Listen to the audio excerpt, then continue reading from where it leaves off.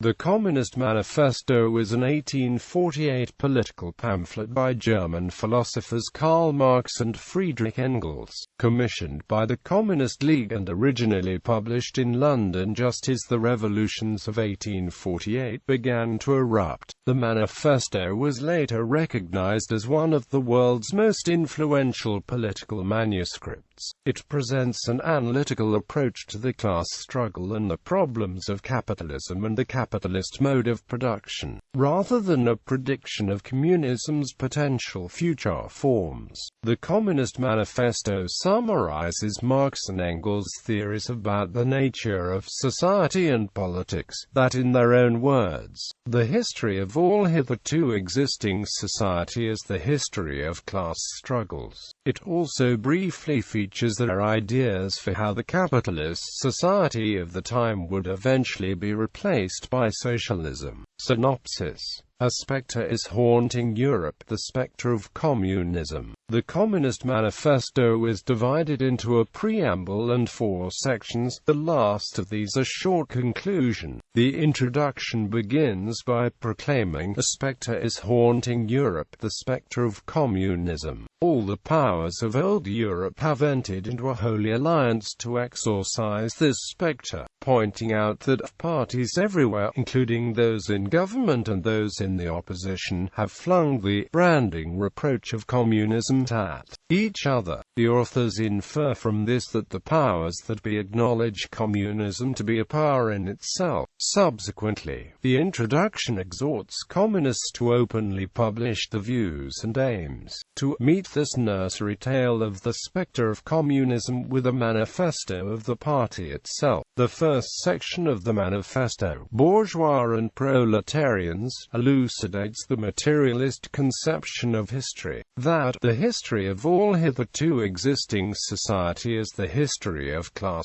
struggles. Societies have always taken the form of an oppressed majority living under the thumb of an oppressive minority. In capitalism, the industrial working class, or proletariat, engage in class struggle against the owners of the means of production, the bourgeoisie. As before, this struggle will end in a revolution that restructures society, or the common ruin of the contending classes. The bourgeoisie, through the constant revolutionizing of production, uninterrupted disturbance of all social conditions, have emerged as the supreme class in society, displacing all the old powers of feudalism. The bourgeoisie constantly exploits the proletariat for its labor power, creating profit for themselves and accumulating capital. However, in doing so, the bourgeoisie serves as its own grave diggers. The proletariat inevitably will become conscious of their own potential and rise to power through revolution, overthrowing the bourgeoisie, proletarians and communists. The second section starts by stating the relationship of conscious communists to the rest of the working class.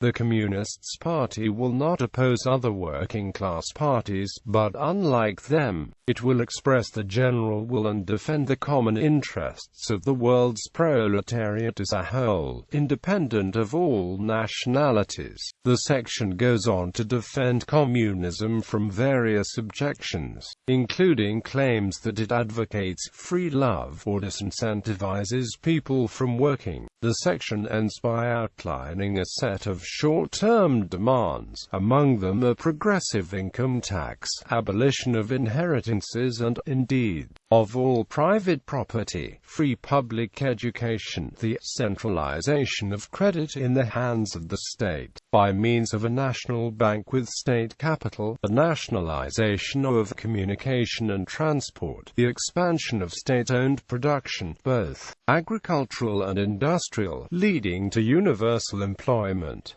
Implementing these measures would be a precursor to a stateless and classless society. The third section, Socialist and Communist Literature, distinguishes communism from other socialist doctrines prevalent at the time, these being broadly categorized as reactionary socialism, conservative or bourgeois socialism, and critical utopian socialism and communism, while the degree of reproach toward rival perspectives varies. All are dismissed for advocating reformism and failing to recognize the preeminent revolutionary role of the working class position of the communists in relation to the various opposition parties. The concluding section of the manifesto briefly discusses the communist position on struggles in specific countries in the mid-19th century such as France, Switzerland, Poland, and Germany, this last being on the eve of a bourgeois revolution, and predicts that a world revolution will soon follow. It ends by declaring an alliance with the Social Democrats, boldly supporting other communist revolutions, and calling for united international proletarian action. Working men of all countries unite. Writing. In spring 1847, Marx and Engels joined the League of the Just, who were quickly convinced by the duo's ideas of critical communism. At its first Congress in 2–9 June, the League tasked Engels with drafting a profession of faith, but such a document was later deemed inappropriate for an open, non-confrontational organization. Engels nevertheless wrote the draft of the Communist Confession of Faith, detailing the League's program. A few months later, in October, Engels arrived at the League's Paris branch to find that Moses Hess had written an inadequate manifesto for the group, now called the League of Communists. In Hess's absence, Engels severely criticized this manifesto, and convinced the rest of the League to entrust him with drafting a new one. This became the draft Principles of Communism, described as less of a credo and more of an exam paper. On the 23rd of November, just before the Communist League's Second Congress, Engels wrote to Marx, expressing his desire to eschew the catechism format in favor of the manifesto, because he felt it must contain some history. On the 28th, Marx and Engels met at Ostend in Belgium, and a few days later, gathered at the Soho, London headquarters of the German Workers' Education Association to attend the Congress. Over the next 10 days, intense debate raged between League functionaries. Marx eventually dominated the others and, overcoming stiff and prolonged opposition, in Harold Laski's words, secured a majority for his program. The League thus unanimously adopted a far more combative resolution than that at the first Congress in June. Marx and Engels were subsequently commissioned to draw up a manifesto for the League. Upon returning to Brussels, Marx engaged in ceaseless procrastination, according to his biographer Francis Wien. Working only intermittently on the manifesto, he spent much of his time delivering lectures on political economy at the German Workers' Education Association, writing articles from the Deutsche Brüsseler Zeitung, and giving a long speech on free trade. Following this, he even spent a week in Ghent to establish a branch of the Democratic Association there. Subsequently, having not heard from Marx for nearly 2 months, the Central Committee of the Communist League sent him an ultimatum on 26 January, demanding he submit the completed manuscript by the 1st of February. This imposition spurred Marx on, who struggled to work without a deadline, and he seems to have rushed to finish the job in time. In all, the manifesto was written over 6 to 7 weeks. Although Engels is credited as co-writer, the final draft was penned exclusively by Marx. From the 26th of January letter, Lasky infers that even the League considered Marx to be the sole draftsman. Further, Engels himself wrote in 1883 that the basic thought running through the manifesto belongs solely and exclusively to Marx. Quote, although Lasky doesn't disagree, he suggests that Engels underplays his own contribution with characteristic modesty, and points out the close resemblance between its substance and that of the. Lasky argues that while writing the manifesto, Marx drew from the joint stock of ideas he developed with Engels, a kind of intellectual bank account upon which either could draw freely. Publication, initial publication and obscurity. 1848 to 72. In late February 1848, the manifesto was anonymously published by the Workers' Educational Association at 46 Liverpool Street in the City of London. Written in German, the 23-page pamphlet was titled Manifest der Kommunistischen Partei and had a dark green cover. It was reprinted thrice and serialized in the Deutsche Londoner Zeitung, a newspaper for German émigrés. On the 4th of March, one day after the serialization in the Zeitung began, Marx was expelled by Belgian police. 2 weeks later, around the 20th of March, 1,000 copies of the manifesto reached Paris, and from there to Germany in early April. In April to May the text was corrected for printing and punctuation mistakes. Marx and Engels would use this 30-page version as the basis for future editions of the manifesto. Although the manifesto's prelude announced that it was to be published in the English, French, German, Italian, Flemish and Danish languages, the initial printings were only in German. Polish and Danish translations soon followed the German original in London, and by the end of 1848, a Swedish translation was published with a new title, The Voice of Communism, Declaration of the Communist Party. In June to November 1850, the Manifesto of the Communist Party was published in English for the first time when George Julian Harney serialized Helen Macfarlane's translation in his Chartist magazine The Red Republican. For her translation, the Lancashire-based Macfarlane probably consulted Engels, who had abandoned his own English translation halfway. Harney's introduction revealed the manifesto's hitherto anonymous authors' identities for the first time. Soon after the manifesto was published, Paris erupted in revolution to overthrow King Louis-Philippe. The manifesto played no role in this. A French translation was not published in Paris until just before the working-class June Days uprising was crushed. Its influence in the Europe-wide revolutions of 1848 was restricted to Germany, where the Cologne-based Communist League and its newspaper Neue Rheinische Zeitung, edited by Marx, played an important role. Within a year of its establishment, in May 1849, the Zeitung was suppressed. Marx was expelled from Germany and had to seek lifelong refuge in London. In 1851, members of the Communist League's Central Board were arrested by the Prussian police.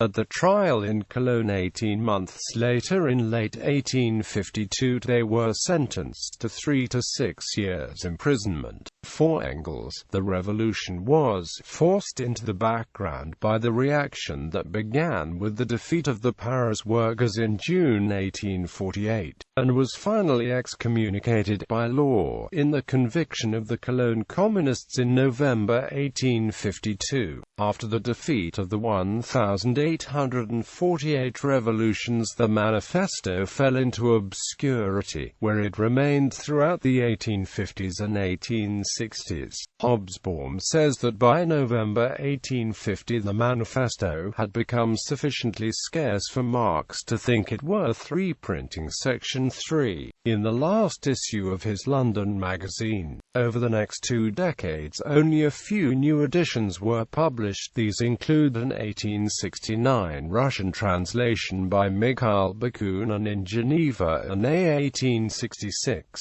edition in Berlin, the first time the manifesto was published in Germany. According to Hobsbawm, by the middle 1860s virtually nothing that Marx had written in the past was any longer in print. In the early 1870s, the manifesto and its authors experienced a revival in fortunes.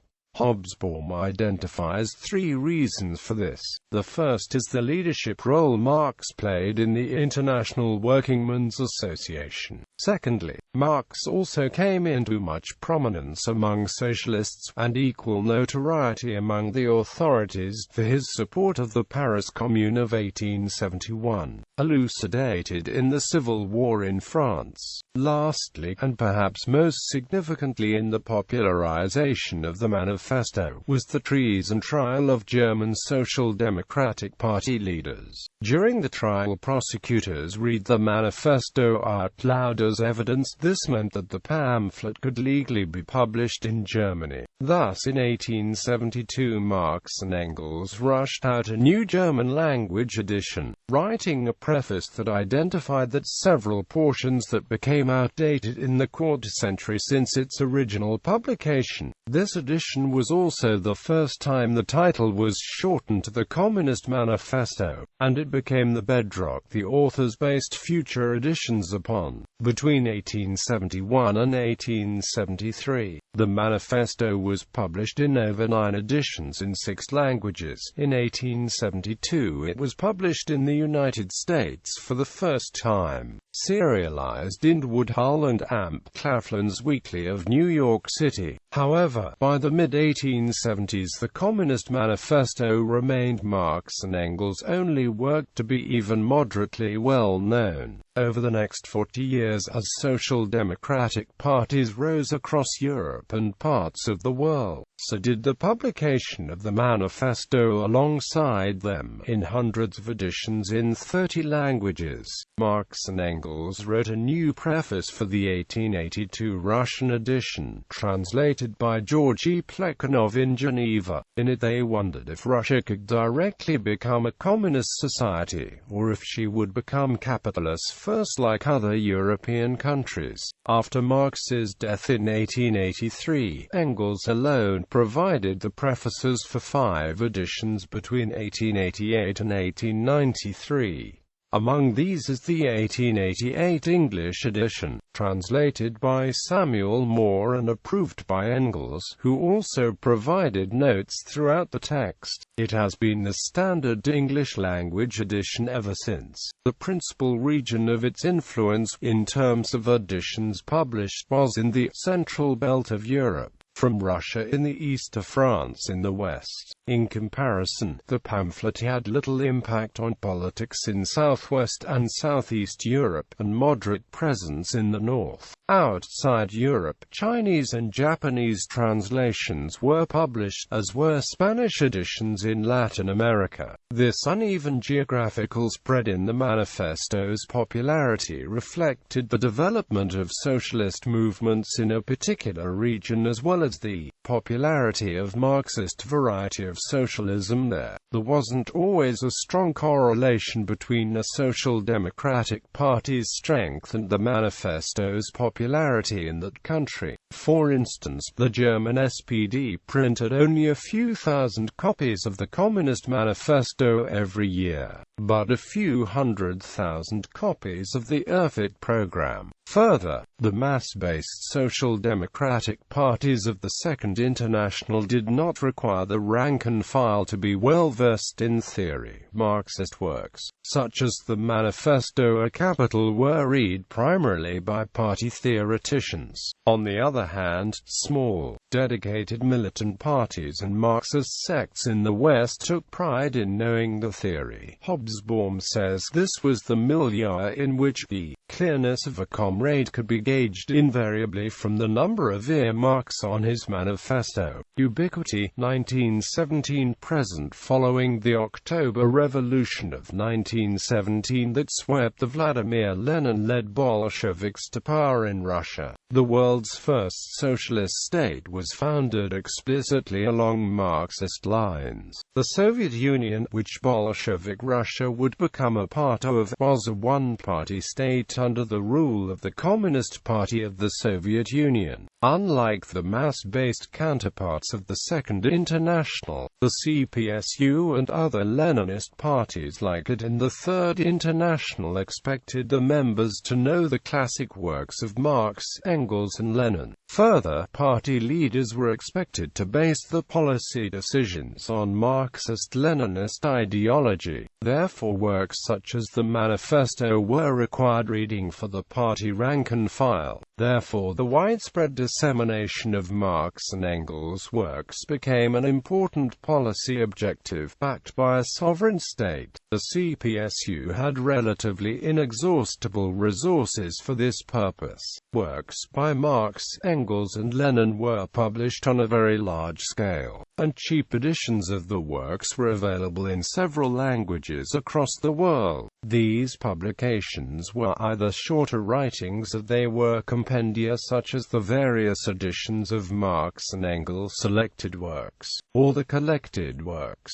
This affected the destiny of the manifesto in several ways. Firstly, in terms of circulation, in 1932 the American and British Communist parties printed several 100,000 copies of a cheap edition for, probably the largest mass edition ever issued in English. Secondly, the work entered political science syllabuses in universities, which would only expand after the Second World War. For its centenary in 1948, its publication was no longer the exclusive domain of Marxists and academicians. General publishers too printed the manifesto in large numbers. In short, it was no longer only a classic Marxist document. Hobsbawm noted, it had become a political classic tout court. Even after the collapse of Marxism-Leninism in the 1990s, the Communist Manifesto remains ubiquitous. Hobsbawm says that, in states without censorship, almost certainly anyone within reach of a good bookshop, and certainly anyone within reach of a good library, not to mention the internet, can have access to it. The 150th anniversary once again brought a deluge of attention in the press and the academia, as well as new editions of the book fronted by introductions to the text by academics.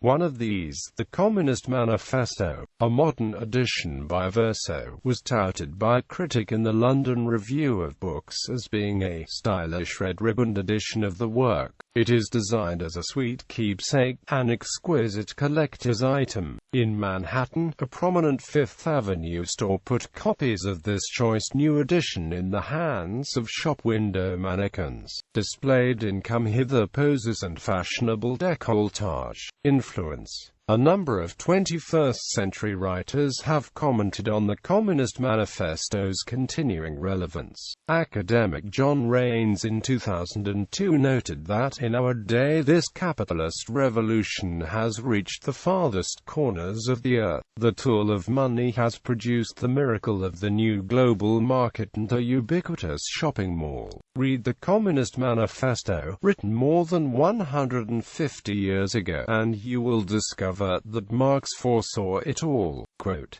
in 2003, the English Marxist Chris Harman stated, "There is still a compulsive quality to its prose as it provides insight after insight into the society in which we live, where it comes from and where it's going to. It is still able to explain, as mainstream economists and sociologists cannot, today's world of recurrent wars and repeated economic crisis, of hunger for hundreds of millions on the one hand and overproduction on the other." There are passages that could have come from the most recent writings on globalization. The continued relevance of the Marxist theories found within the text has also been supported by Alex Kalinikos, editor of International Socialism, who stated that this is indeed a manifesto for the 21st century. Writing in the London Evening Standard in 2012, Andrew Neither cited Verso Book 2012 re-edition of the Communist Manifesto, with an introduction by Eric Hobsbawm, as part of a resurgence of left-wing themed ideas which includes the publication of Owen Jones' best-selling Chavs,